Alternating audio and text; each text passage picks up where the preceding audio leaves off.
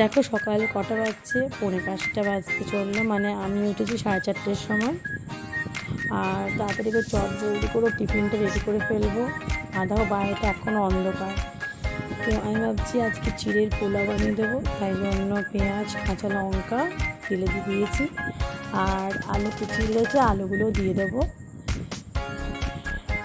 ওকে আমি মাঝে মাঝে নানা রকম জিনিস বানিয়ে দিই, কিন্তু ও বলছে যে মা আমাকে তুমি এবার একটু কম কম রিচ খাবার, রিচ টিফিন বা দিও না, আমাকে চাউমিন বা রোল বা এটা সেটা দিও না, আমাকে নর্মাল ফল দাও। কিন্তু বলো অতক্ষণ স্কুল করে শুধু ফল দিলে হবে? দুটো ওদের ব্রেক হয়, তো ভেবেছি একটু ফল আর একটু চিড়ের পোলাও দিয়ে দিই, চিড়েটা খেলে হয়তো শরীরটা ভালো থাকবে।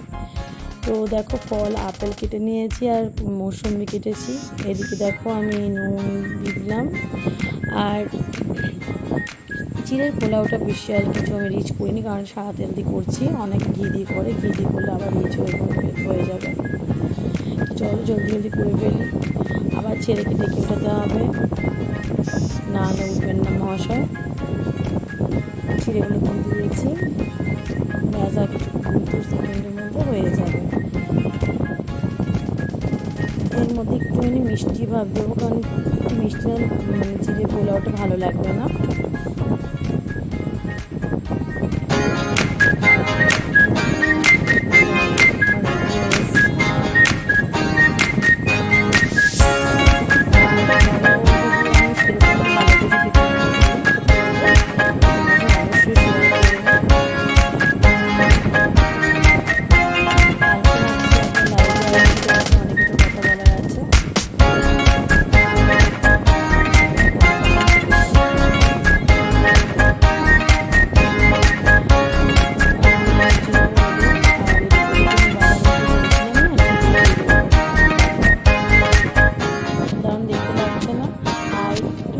আমার যেতে ভালো লাগে একটু মানে নামানোর পর তুমি সেও বাড়ি থাকলে খুব ভালো লাগে, সেও বলে চানাচুর দিয়ে দিয়েছিলাম। আমার টিফিন বক্স, তো দেখো টিফিন বক্সটা রেডি হলে কেমন দেখতে লাগছে। ফল দিয়েছে আপেল, মৌসুমি আর কি চিড়ে পোলাও। তো বন্ধুরা আজকে এখানে শেষ করছি, আবার দেখা হবে, টাটা বাই বাই।